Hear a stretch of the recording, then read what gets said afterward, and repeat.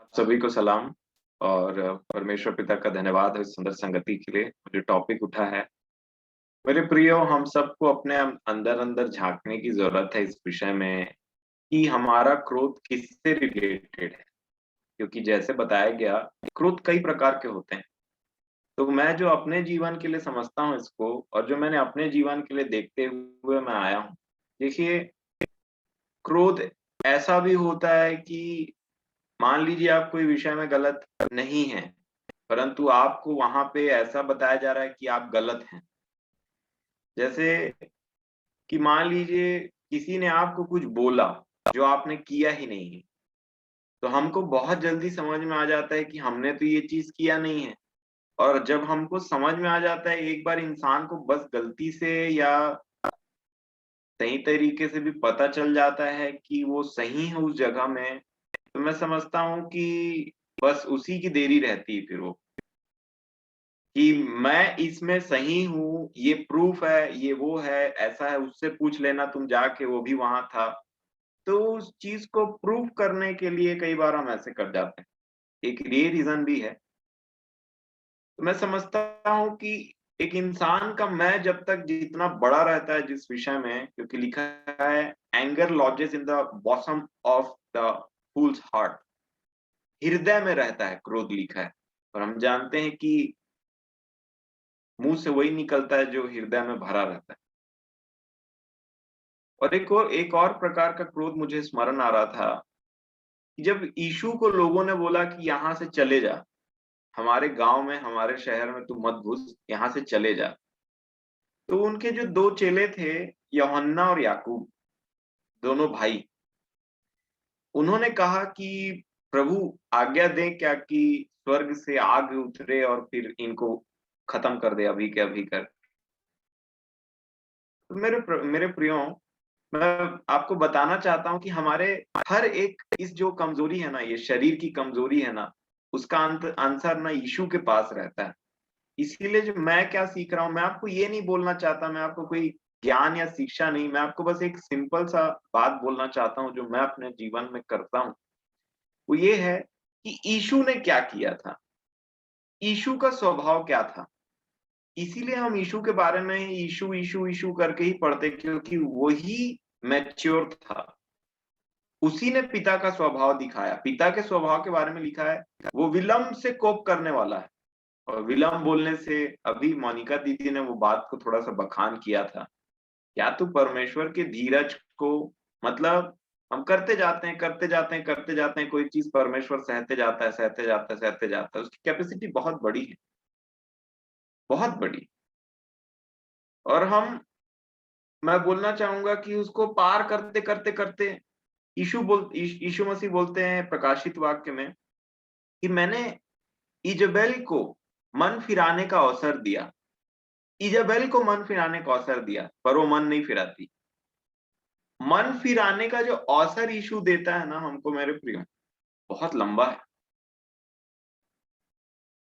और मैं समझता हूँ ये धीरज जो परमेश्वर धरता है ना, उसकी करुणा सचमुच में जीवन से बढ़कर है। मेरे प्रियो, मैं पिछले दिनों में सोच रहा था, अगर मैं परमेश्वर के प्रेम को और गहराई से जानते चला जाऊं, तो मैं और प्रेम करना सीखूंगा। अगर मैं परमेश्वर के धीरज को अपने जीवन के लिए देखना स्टार्ट कर दूं, तो मैं धीरजवंत बन जाऊंगा। अगर मैं परमेश्वर की सहनशीलता को अपने जीवन में देखती हूँ, उसने मेरे लिए क्या किया, जैसे माँ बोल रही थी, तीतुस की पत्री में पौलुस बोलते हैं, हम भी एक टाइम में वैसे ही थे। कई बार हम थोड़ा स्मार्ट होते हैं और अगला उतना इंटेलेक्चुअली स्मार्ट नहीं होता ना, तो हमको गुस्सा आ जाता है। हम जितना जल्दी कोई काम कर सकते हैं, बोलते हैं तेरे को ये छोटा सा काम नहीं बन रहा है, इतना का काम नहीं कर पा रहा है तू, इसको भी तू, बस तेरे को क्या था, वो ग्लास को वहां से बॉटल में लाना था और ग्लास में डाल देना था, उसको भी नहीं कर पा रहा है, ऐसे बोल देते हैं। हमारा प्रभु ऐसा नहीं था। और वो ना, मतलब वो अलग ही थे हमारे प्रभु। और इसीलिए मेरे प्रियो, मुझे प्रभु की एक बात स्मरण आती है कि जब यूहन्ना और याकूब ने क्या कहा पता है, उन्होंने बोला प्रभु आज्ञा दें क्या कि स्वर्ग से आग गिरे और इनको खत्म कर दे, आपको ऐसा बोल रहे हैं। प्रभु को नहीं पता था कि प्रभु कौन है। उनको पता था मैं परमेश्वर का पुत्र हूँ, परंतु उन्होंने एक बात कहा मेरे प्रियो, क्या तुम नहीं जानते कि तुम किस आत्मा के हो? एक क्वेश्चन बोला प्रभु ने, एक क्वेश्चन किया। जब हम बोलते हैं ना ऐसा कर दें क्या, ऐसा कर दें क्या, प्रभु बोलते हैं कि तुम्हारा राज्य यहाँ का नहीं है, तुम्हारे लिए सतावट रखी है यहाँ पे, मसीह के दुखों में भागी हूं। एक बहुत ही बेहतरीन वचन जो मैं इन दिनों वर्णन कर रहा हूँ। हालांकि सब वचन बहुत ही अच्छा है, पर हम मैच्योरिटी की तरफ बढ़ रहे हैं ना मेरे प्रिय, इतना टाइम हो गया। तो एक होता है बालकपन, एक होता है मैच्योरिटी, सयाने, और एक होता है परफेक्शन। पौलुस ने फिलिपियों की कलीसिया को लिखते टाइम एक बात बोला था। एक पद है मेरे प्रियो, पद मतलब वचन का नहीं, एक पद, एक पोजीशन। और ये पद को पाने के लिए हमें हमेशा प्रयास करना। इस संसार में बहुत सारे पद हैं, आपके कार्य क्षेत्र में, चर्च में पद हैं, संसार में पद हैं, परंतु एक पद है जिसको पौलुस ने हमको सिखाया। अगर आप फिलिपियों की पत्री 3 अध्याय और उसका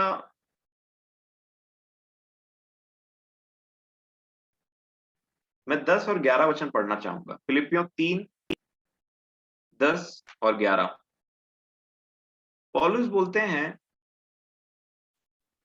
फिलिपियों 3 के 10 में, ताकि मैं उसको, यीशु को, और उसके मृत्युंजय की सामर्थ को, पुनरुत्थान बोलना चाहूंगा मैं, मृत्युंजय बोलिए चाहे पुनरुत्थान बोलिए, रिजरेक्शन। वो बोलते हैं मैं यीशु को और यीशु के मर के जी उठने की सामर्थ को और उसके साथ दुखों में सहभागी होने के, ये सहभागिता, ये एक सहभागिता है। आशीषों में सहभागिता, सब चीजों की सहभागिता अलग, लेकिन उन्होंने क्या कहा, उसके साथ दुखों में सहभागी होने के मर्म को जानूं कि कैसा लगता है, कैसा है वो, क्या है, होता है मर के जी उठना, क्या होता है उसके साथ दुख में सहभागी होना। हमारा यीशु क्या था, सब वहां पे जो बोल रहे हैं यीशु ने दुख सहा, वहां वहां हमारे लिए कहा गया है कि तुमको, यीशु ने बोला क्रूस पकड़, तो हम दूर से खड़े होकर के कई बार बोलते रहते हैं यीशु हमारा दुख सहा, ऐसा हुआ वैसा हुआ, परंतु अब क्रूस पकड़ने का समय आ गया है और उस दुख को समझने का, उस दुख में सहभागी होने का समय आ गया है मेरे प्रियो, जिसमें हम उस यीशु के दुख में सहभागी हों। और क्या लिखा है, सहभागी होने के मर्म को जानूं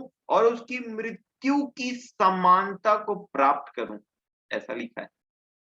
उसकी मृत्यु को समानता को प्राप्त करूं। और 11वें वचन में क्या लिखा है, कि मैं किसी भी रीति से, कुछ भी करके, कुछ भी करना पड़े मेरे को, किसी भी रीति से मरे हुओं में से जी उठने के पद, ये है पद, ये है पद।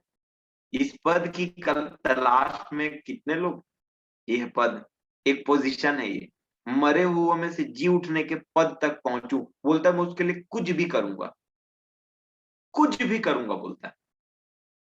और देखिए वो क्या बोल रहे थे एनकरेज करने के लिए फिलिपियों कलीसिया को 12वां वचन में, यह मतलब नहीं कि मैं पा चुका हूं, फिर वो बोलते हैं या सिद्ध हो चुका हूं, मैं परफेक्ट नहीं हुआ हूं, परफेक्ट नहीं हुआ हूं, परंतु एक काम किए जाता हूं, जो बीत गया उसको भूल जाता हूं। जो बीत गया बोलने से जो अच्छा बुरा सब बीत करके निशाने की ओर दौड़ चल जाता। मेरे प्रियो,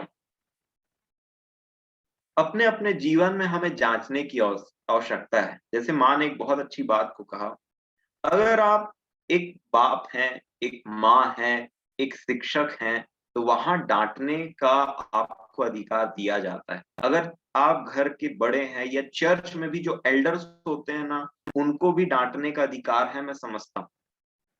डांट सिखा, ऐसा करके पौलुस ने तीमुथियुस को बोला था, क्योंकि डांट परमेश्वर का एक गुण है।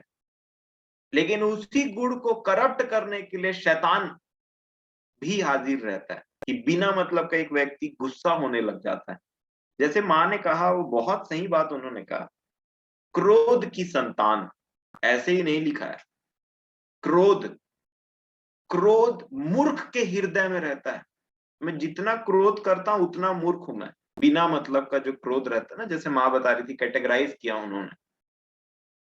अब बच्चा कुछ गंदगी में खेल रहा है या किसी को गाली दे रहा है तो उसको प्यार नहीं किया जाता, उसको पीटा जाता है, उसको डांटा जाता है ताकि वो समझे उस बात को। वो एक अलग क्रोध रहता है। पौलुस बोलते हैं कि मैं पहले पछताता था तुम्हें डांट करके, परंतु अब नहीं पछताता हूं, क्योंकि मैं देखता हूं कि मेरे डांटने से ना तुम पश्चाताप करते हो, और तुम पश्चाताप करके परमेश्वर के और करीब जाते हो।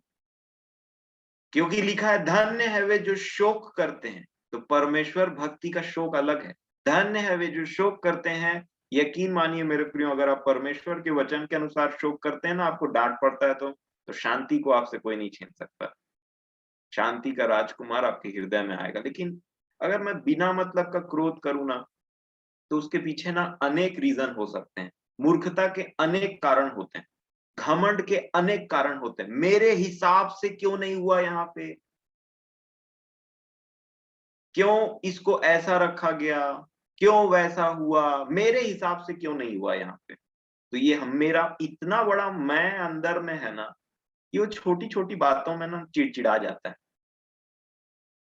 अब ठंडी है, अचानक से गलती से लाइट की वजह से पंखा का स्विच ऑन हो गया 5 में, तो तुरंत घूमने लगा। तो अरे तुम तो जबान में कंट्रोल नहीं और कुछ नहीं, और तुरंत फिर डांटने निकल जाते हैं और फिर कुछ भी चीजें हो जाती हैं। मेरे प्रियो, मैं समझता हूँ कि ना प्रतिदिन ना हमें थोड़ा-थोड़ा करके ना मरना ज़रूरी है। हमारे मैं को मरना ज़रूरी है, प्रतिदिन। थोड़ा उसको ना एकाध घूसा मार के, या प्रभु का जो आत्मा है ना उसको घूसा मारने दीजिए, उसको खत्म होना ज़रूरी है। हमको ना छोटी-छोटी बातों को सहना ज़रूरी, जहाँ पे हम सही भी हैं। हमको ना यीशु को पहनना ज़रूरी है। हमको ना, जहाँ हम देखते हैं ना कि पहले हम थोड़ा गुस्सा जाते थे और अगला हम वहाँ पे थोड़ा-सा अपना रुतबा जमाते थे कि अरे हमने बोला तो किस कौन क्रॉस करेगा उसके बात को। वहां पे ना उन बातों को सहना जरूरी है। अपने पुराने रेपुटेशन बना करके रखा है ना जो हमने, कि हम एक बार बोलते हैं तो अगला शांत हो जाता है, ऐसा हो जाता है, वैसा हो जाता है। वहां सुनने की आदत डालना जरूरी है। और ये मन फिराव का जीवन। और आप देखिएगा, आप ना किसी चीज को गुस्से में हैंडल करके देखिए और किसी को प्यार से हैंडल करके देखिए प्रभु की शांति से, आपको डिफरेंस समझ में आ जाएगा। अगला सीख भी जाएगा, बहुत सारी चीजों के लिए गुस्सा नहीं करना पड़ता है। एक टीचर होने के नाते मैंने ये चीज को प्रैक्टिकली अपने जीवन में देखा है। मैंने बच्चों को गुस्से से भी कंट्रोल किया है, और मैंने बच्चों को प्रेम से भी समझाया, जिससे वो अपने आप समझ जाते। लेकिन जब आप बिना मतलब का गुस्सा करते रहते हैं, गुस्सा करते रहते हैं ना, आप देखेंगे वो आपकी आदत में आ जाता है। वो सिर्फ आपके कार्य क्षेत्र में नहीं रहेगा, वो आपके साथ घर आएगा।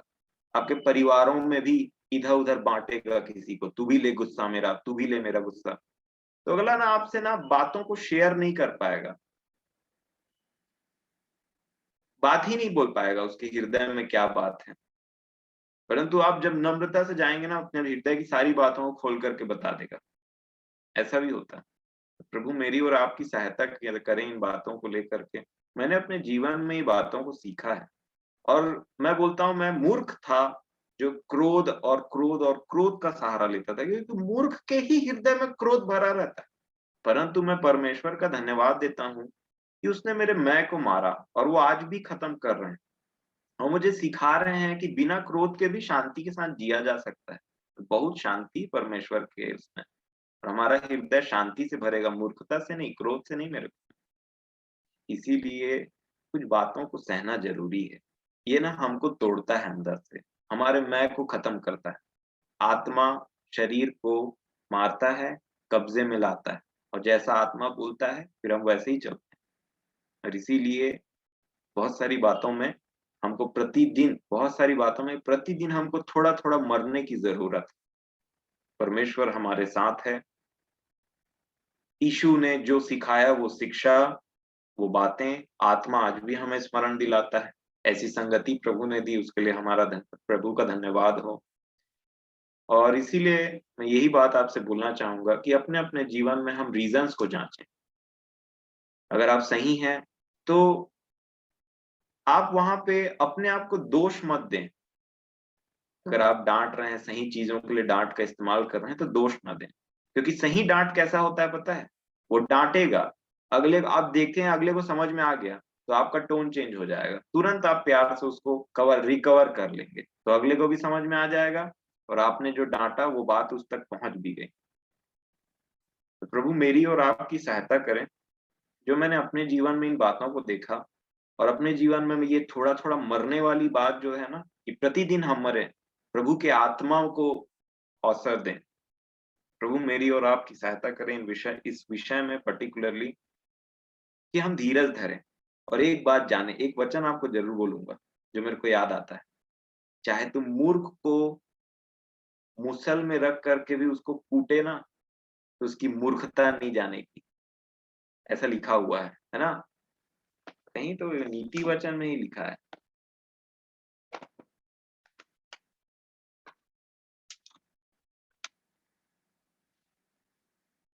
हाँ, नीति वचन 27 के 22 में यहाँ पे लिखा हुआ है, मैं पढ़ता हूँ आपके लिए, 27 का 22 में, चाहे तुम मूर्ख को अनाज के बीच ओखली में डालकर मुसल से कूटे, तो भी उसकी मूर्खता नहीं जानेगी।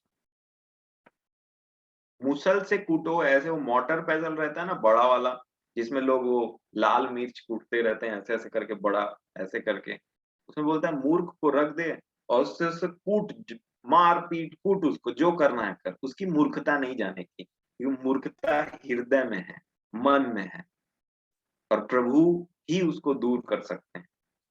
हम प्रार्थना करें इन बातों के लिए, प्रभु जरूर हमारी सहायता करते हैं। क्योंकि चलिए, आज के लिए मैं इतना ही बोलना चाहूंगा।